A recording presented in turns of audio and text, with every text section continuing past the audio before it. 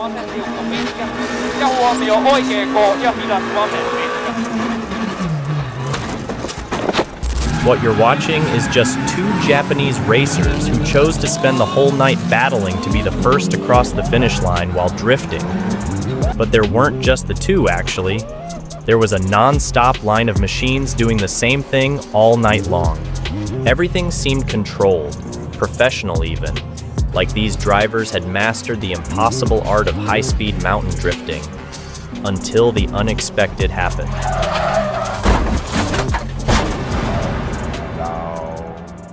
In a matter of seconds, the scene turned deadly. However, these racers didn't stop. They kept racing, kept risking everything regardless of the accident, as if something deeper drives them, something more powerful than fear, and more addictive than survival itself. But what could drive someone to risk everything? Who are these drivers? Why do they drift these roads night after night? And why can't anyone stop them?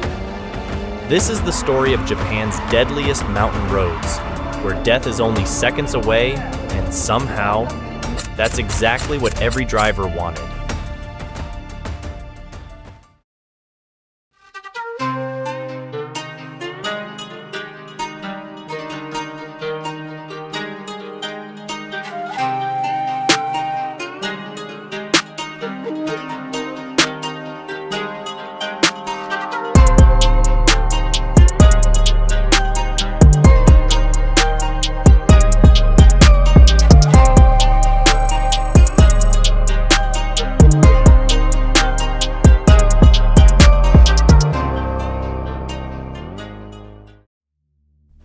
Japan is a country composed mainly of islands and mountains.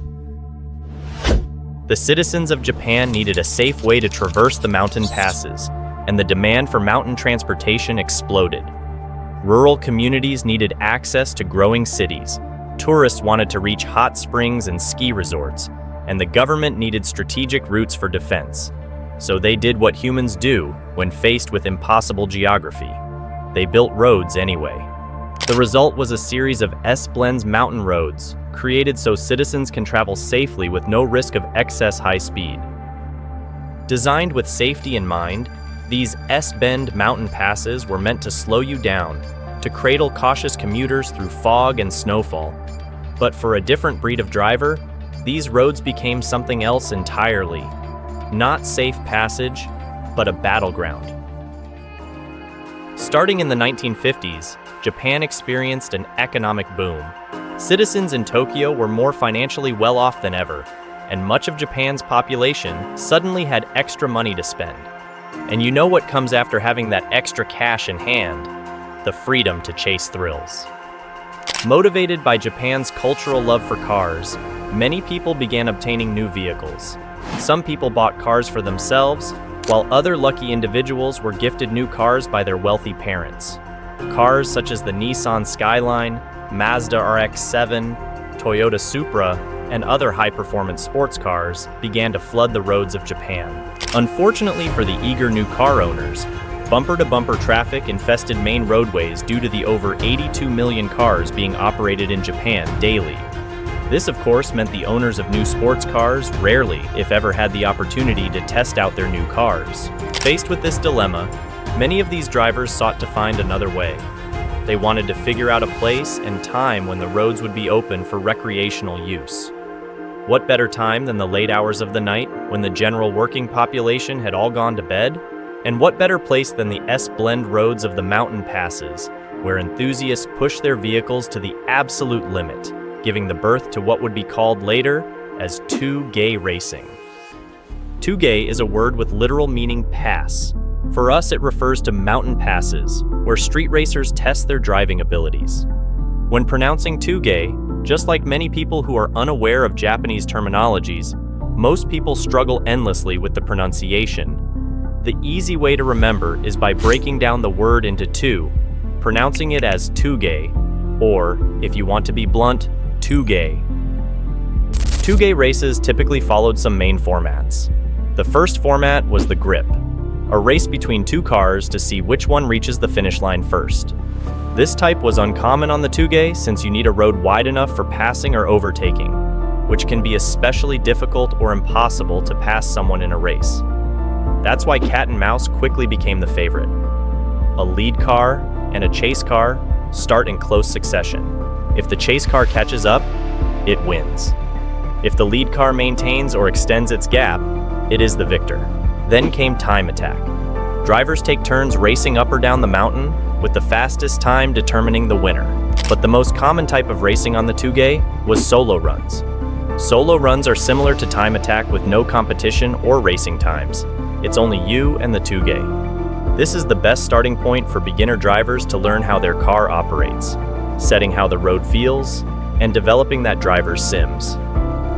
In a short period of time, these high adrenaline challenges quickly attracted a huge fan base of people eager to watch these crazy battles, and the drivers battling on these mountains became known as the Hashiriya.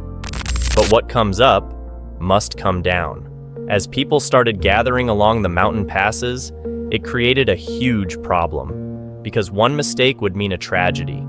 If you lose control of your car, you would end up not just risking your life, but also putting the lives of the crowd in danger as well.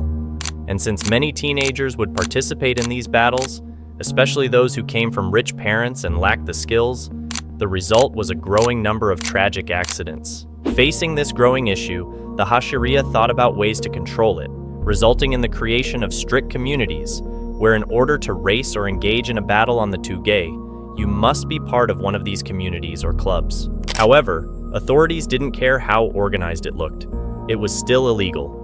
The Japanese police started forming special forces to combat these illegal activities, and most of these clubs simply disappeared. Although police were exercising their authority over all the Hashiriya and related individuals, there was one group of racers police were specifically sending their message. This group was none other than the members of the Midnight Club, otherwise known as the Midnight Kurabu, the most secretive street racing syndicate Japan had ever seen. During the 1980s, Japan's car modifying and racing culture exploded in popularity. Street racers called the Hashiriya grew rapidly in numbers, but they were viewed negatively by police and civilians due to their reckless behavior and frequent crashes that endangered innocent people. Most racers dismissed these accidents as simply part of their passion.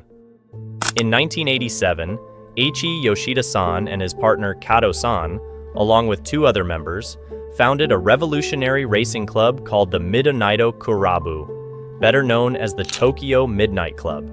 Yoshida-san served as chairman, while Kato-san became vice chairman. Their goal was simple: push their cars to absolute limits and achieve maximum speed. But this club was built different, and what set the Midnight Club apart was their strict code of ethics.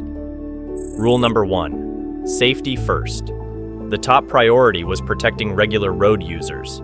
If there was even a chance someone could get hurt, you didn't race. Rule number 2: zero tolerance. Reckless members were immediately banished. One reckless move, and you were out. No second chances. Rule number 3: anonymity. Members of the club are not allowed to use their real names and kept their personal information secret. They were a super secretive community, where to this day, no one knows most of the members' identities. And that's partly why these members were the most notorious and powerful club, not just in Japan, but around the world, because they understood something most people don't. The most powerful people in the world are the ones who remain anonymous. The less the world knows about you, the safer and freer you are. And that's not just true for outlaw racers. It's true for all of us living online. When I Googled my name and email, I found page after page of data broker sites listing my personal information for sale. Old addresses, phone numbers, even stuff I forgot existed. It made me feel exposed. That's why I use Aura, our sponsor for today's video. Aura is an all-in-one digital security tool that finds and removes your info from those shady sites and keeps it off. But it also does more.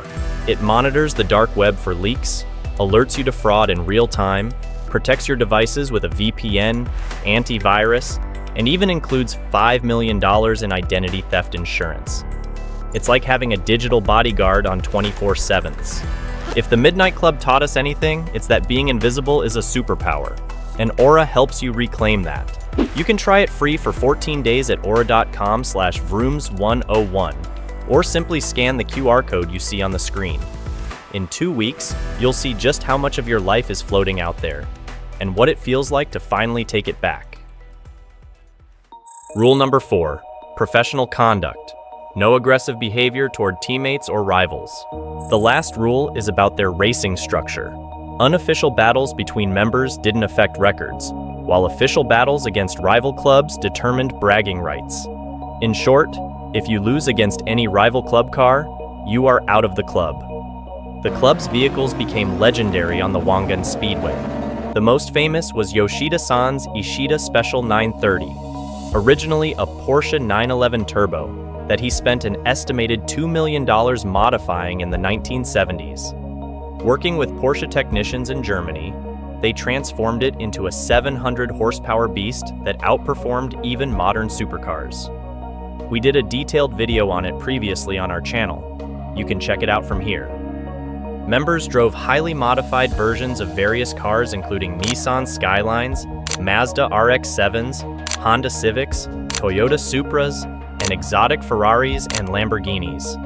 If you ask anyone who knows even a little about the Midnight Club, the first word out of their mouth is probably going to be Wangan, because this club dominated Wangan races, regularly maintaining speeds over 200 mph for entire 15-minute races. But what most people don't know, Wangan wasn't their only playground. Quietly, in the shadows of the spotlight, the club also conquered the Tugay, thanks to a super secretive member known as SHINICHI KOMETANI, better known as the Midnight Traction Master.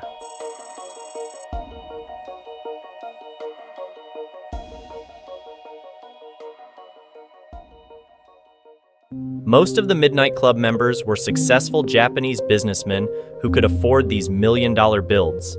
However, success required more than just money and expensive cars. It demanded elite driving skills, dedication, and discipline to compete at the Midnight Club's extraordinary level, and Kometani was such an example. His passion for speed drove him to start motorcycle racing through mountain passes without even bothering to get a license.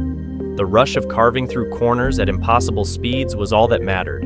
As the economic boom arrived, he finally moved to four wheels, where Kometani bought what every sensible Japanese street racer bought: a Nissan S30Z. It was fast, reliable, and perfectly suited to Japan's emerging street racing culture. For years, he was content pushing the Z to its limits, thinking he had found his calling until he noticed something. Kometani had a friend, and to his surprise, his friend made what seemed like the stupidest decision possible. He bought a Porsche 911 SC. Kometani wondered why on earth his friend would waste his money buying some German cars when they have perfectly good Japanese cars. But when his friend tossed him the keys, Kometani took the Porsche to a test drive. To his amazement, he knew he had to buy one for himself. The first time Kometani sat behind the wheel of that 911 SC, he knew his life was about to change completely. The rear engine layout felt alien at first. The weight distribution was completely backwards from everything he knew. But as he pushed the car through its first few corners, something clicked. This wasn't just a different car. It was a fundamentally superior machine for the kind of racing that truly mattered. Where his Z car would forgive small mistakes, the Porsche demanded perfection. Where other cars would understeer into corners, the 911 would rotate with surgical precision when handled correctly. After that single test drive, Kometani knew he had to have one. But he didn't want just any Porsche. He wanted the most challenging one available. He wanted the 930 Turbo, the car that other drivers whispered about in fearful tones. The Widowmaker.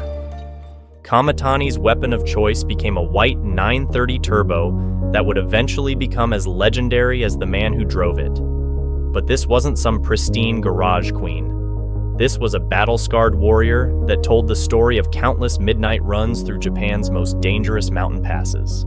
The car featured Campagnolo 40802 wheels that provided both the aesthetic appeal and functional performance required for his racing style. The vehicle's appearance told the story of its intense usage. After years of racing and countless close encounters with guardrails and other vehicles, the doors could no longer open properly, forcing Kometani to enter and exit through the windows. While other racers were cramming 500, 600, even 700 horsepower into their cars, Kometani made a decision that seemed crazy to everyone else. He kept his 930 at just 260 horsepower. When people asked why, he would simply say, "More power isn't always better power." He understood something that most racers missed. The 930 Turbo was already a handful at moderate power levels. The rear engine layout, combined with the violent surge of turbo boost, created a car that could snap from perfect control to spinning disaster in milliseconds. Adding more power would just make it more dangerous, not necessarily faster. When Kometani finally paired up with the 930 Turbo, it was like watching a sword find its perfect wielder. The combination of Kometani and the 930 Turbo created an unbeatable machine. Every mountain pass was too easy to dominate, but dominance gets boring. And for a man like Kometani, easy wasn't satisfying, it was insulting. So, he started searching, not for faster roads, but for something that could actually fight back, a real challenge. And then, he found it. Or maybe, it found him.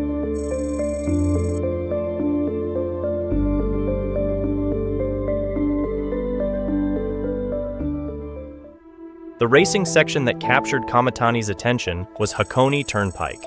Approximately 13.9 kilometers long, starting from 100 meters above sea level and climbing to over 1,000 meters elevation. This wasn't just challenging, it was potentially lethal.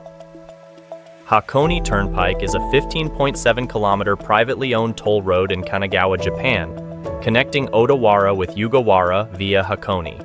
A toll road, also known as a turnpike or tollway, is a public or private road for which a fee or toll is assessed for passage. It is a form of road pricing typically implemented to help recoup the costs of road construction and maintenance. Hakone Turnpike opened as an important bypass road of Hakone Shindo and is owned and managed by Central Nippon Expressway Company. Between the 2 kilometers and 7 kilometers markers, the road is lined with cherry blossom trees, referred to as the Cherry Blossom Tunnel, which is a festival destination during the annual blooming season. At the top of the road near the toll gate is the Daikanzen Observation Deck Vista Point, giving views of Mount Fuji, and is commonly used as a meeting point for automotive events held on the turnpike.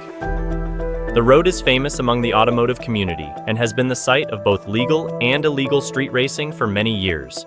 The road developed such a reputation that insurance companies started asking specifically if customers plan to drive on the Hakone Turnpike. Japanese auto manufacturers commonly use the road as a sort of testing grounds for development and to showcase new vehicles to the press. It is chosen due to the low traffic and corner layout that provides a challenge both mechanically for vehicles and the skills-wise for the drivers. This is very similar to how the more famous racing toll road, the Nurburgring, is used by European auto manufacturers for the same purposes. The similarities are to the extent that the road is often nicknamed Japan's Nurburgring. The construction utilized a series of S-bends to help drivers navigate the steep inclines while preventing cars from reaching dangerously high speeds.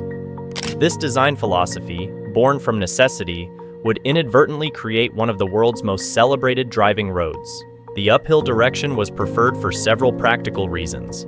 It was easier on the brakes due to gravity-assisting deceleration, reduced the overall danger compared to downhill runs, and provided a mix of both slow-speed technical corners and high-speed sweeping sections that played to Kometani's strengths.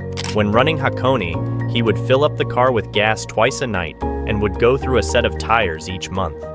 The intensity of his racing schedule was legendary among those who knew him.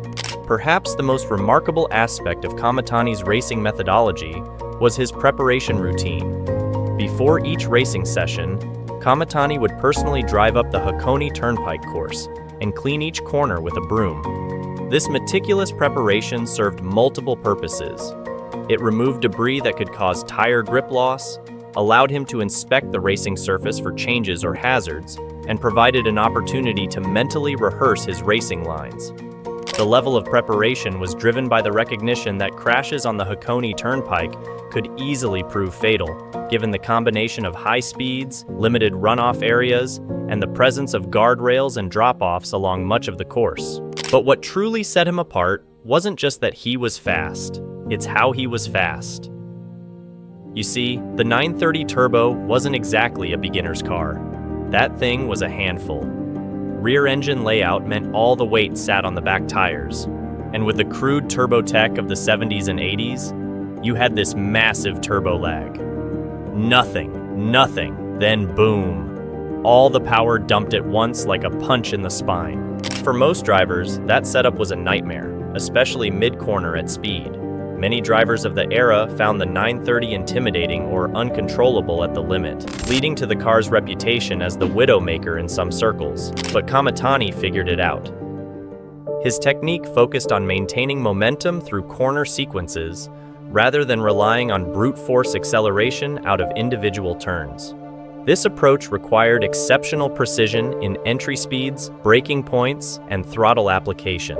Skills that took years to develop and could only be maintained through constant practice and refinement. And then, the day comes. According to the official Midnight Racing Team history, in 1985, KOMETANI's 930 Turbo recorded a time of 5 minutes 55 seconds on the Hakone Turnpike, which would represent an average speed of approximately 141 kilometers per hour over the challenging mountain course. This record represents extraordinary achievements that demonstrated not only raw speed, but also exceptional car control and racecraft. Many believe this car to have a lot of horsepower, but it really only had around 260 horsepower. According to official Midnight Racing Team records, KOMETANI retired from active racing in 1985 after setting his Hakone Turnpike record, choosing to step away while at the peak of his performance rather than risk diminishing his legendary status. This decision aligned with traditional Japanese concepts of retiring at one's peak, preserving the perfect memory of achievement rather than continuing past one's prime. His retirement came at a time when the Midnight Club was transitioning from its early focus on various racing venues to a more concentrated emphasis on the Wangen racing that would define the club's later reputation. While other members pursued ever higher top speeds on the straight sections of Tokyo's highway system, KOMETANI had already established his legacy in the more technical discipline of mountain pass racing. Since then, many enthusiasts tried to break KOMETANI's record. The whole thing was just taking the corners as fast as you can until you hit the record. At some point, what was once thrilling and adrenaline-pumping driving style became something normal. The mountain needed something new, something more exciting. The Tsuge begged for a new breath until another legend emerged. But this time, he didn't take the corners as fast as he could. Instead, he danced with them. People called him the Dorikin, and he was about to rewrite the very soul of what it meant to conquer a Tsuge.